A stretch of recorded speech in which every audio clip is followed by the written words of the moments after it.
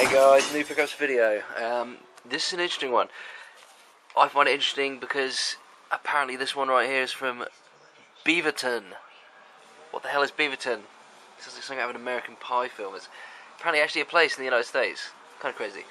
Yeah. So 3 new packages here. One of them, guilty as charged. I unboxed it and someone threw the box away. So the magic is lost on that one, but it is not lost, however, on this one from the States. Let's check this out. Awesome. Even more wrapped. Bear with me. Alright, so she's open, and let's check this out. This is a game that you'll probably be quite surprised if you watch my videos. You'll be quite surprised I don't already own. And there she goes. That's Jumping Flash for the original PlayStation. You know, I think this was the launch title. I'm not 100% sure. You know, now I think about it, I don't think it was. It came out in the same year it launched, though. I absolutely love this game. I own it on the PlayStation Network, but it's the PAL version, so it runs at 50 Hz. And obviously, I saw this long box version going cheap on eBay, and I couldn't resist. I mean, I love Jumping Flash, and of course, I love long box PS1 games. So this was a no-brainer for me. So let's check this out. Alrighty, need to read that. So, case is a bit smashed. Check that out. But I can live with that. I think it still go back together, so that's cool. The manual and the front cover are one and the same, so it is in there. It's in good condition. So let's check out the disc. Oh, that's in really good shape as well. So already really pleased with this. Look how many look at these old titles in here as well. Battle Arena Toshinden, Mortal Kombat 3, Twisted Metal, and Ridge Racer. I think all of those you can get in the long boxes. And yeah, I want to get them. So that's probably going to happen at some point, but not in the near future, as I'm really trying to cut down my spending. I'm actually thinking about banning myself from using a debit card and just going ahead and handing the keys over to my girlfriend, which in itself might be a terrible idea. I don't know. Let's have a look at them. Yeah, Mortal Kombat 3. This, that's a nice whistle. This, when it came out for the PlayStation 1, I remember being really excited because I loved MK at the time, and I didn't really like the console versions. But you know, the PS1 version, arcade faithful port, perhaps even arcade perfect. So you figure, wow, that's going to be pretty awesome. So I tried it at a friend's house years and years ago, and absolutely fine. There are a load of times you can live with them until you play as Shang Tsung, and every time he has to transform. Every time you do the button combination to transform into another character, the game pauses, it loads, it renders the new model, it resumes. And it was just fucking insane. He did every single time. It was a real game breaker. You know, not that you have to play as Shang Tsung, but even in the single player mode, you have to face him. So that has to happen. You have to sit for those load times, and they're just dumb. They really are.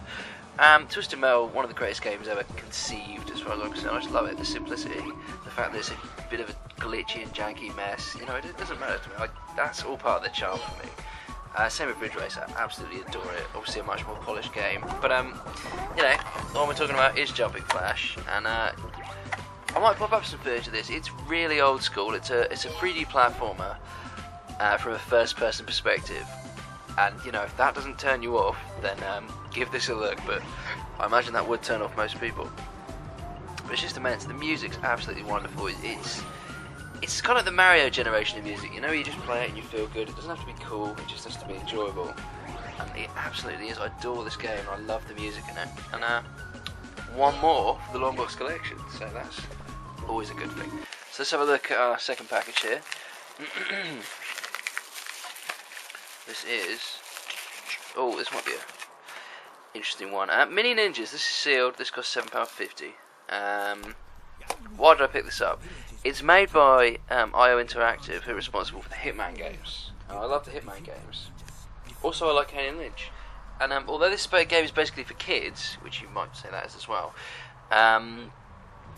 it just looked really interesting. It reviewed well, and it looked like a solid title. I never, I had no intention of picking this up when it came out. I'm not spending 40 quid in a kid's game. It's that simple. £7.50 doesn't seem too bad. I'm a little disappointed that there's just absolutely no gore. I think the enemies turn into like fluffy animals or something when you kill them.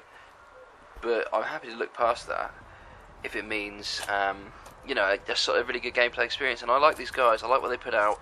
The last Hitman game was it Blood Money? Was it Blood Money?